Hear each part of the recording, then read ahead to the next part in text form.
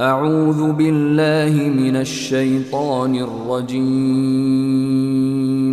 بسم الله الرحمن الرحيم.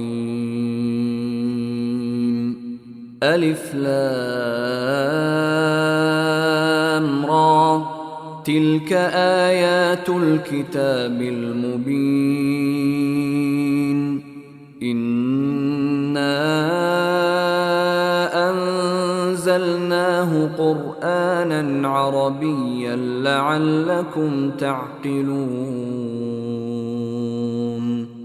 نحن نقص عليك أحسن القصص بما أوحينا إليك هذا القرآن وإن كنت من قبله لمن الغافلين. إذ قال يوسف لأبيه يا أبت إني رأيت 11 كوكبا والشمس والقمر رأيتهم لي ساجدين. قال يا بني لا تقصص رؤياك على إخوتك فيكيدوا لك كيدا، إن الشيطان للإنسان عدو مبين.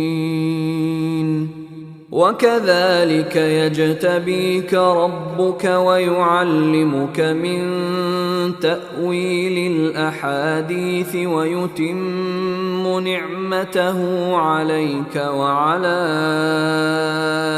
آل يعقوب كما أتمها على أبويك من قبل إبراهيم وإسحاق،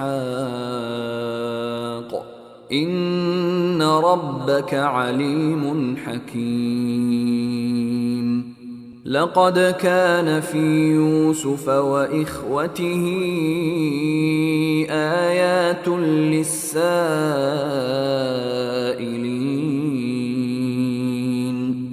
إذ قالوا ليوسف وأخوه أحب إلى أبينا منا ونحن عصبة إن أبانا لفي ضلال مبين. اقتلوا يوسف أو اطرحوه أرضا يخل لكم وجه أبيكم وتكونوا من بعده قوما صالحين. قال قائل منهم لا تقتلوا يوسف وألقوه في غيابة الجب يلتقطه بعض السيارة إن كنتم فاعلين. قالوا يا أبانا ما لك لا تأمنا على يوسف وإنا له لناصحون. أرسله معنا غدا يرتع ويلعب وإنا له لحافظون.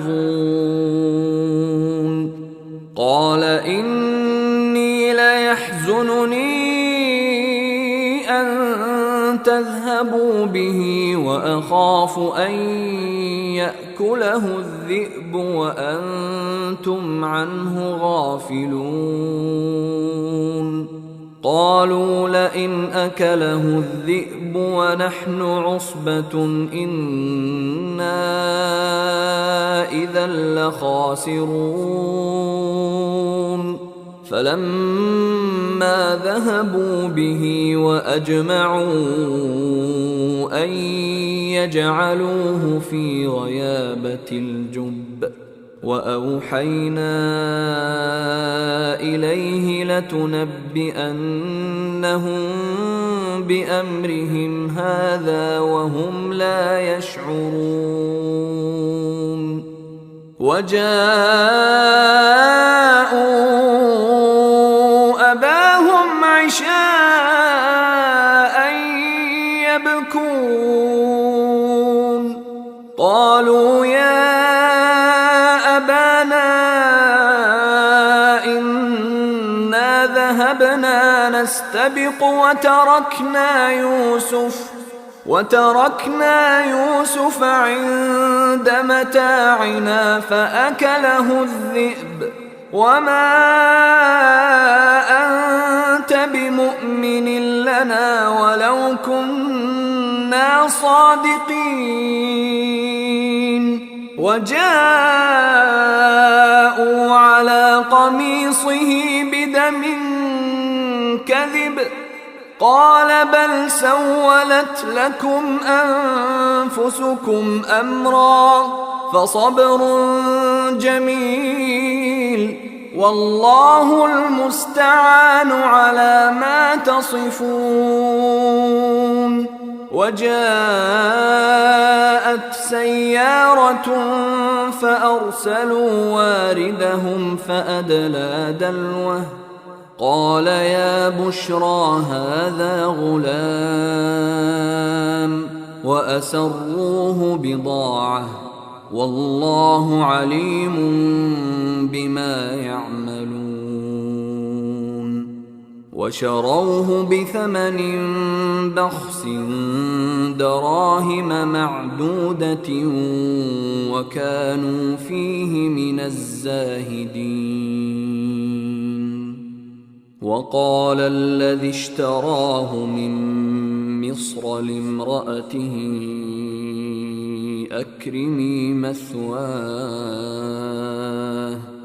أكرمي مثواه عسى أن ينفعنا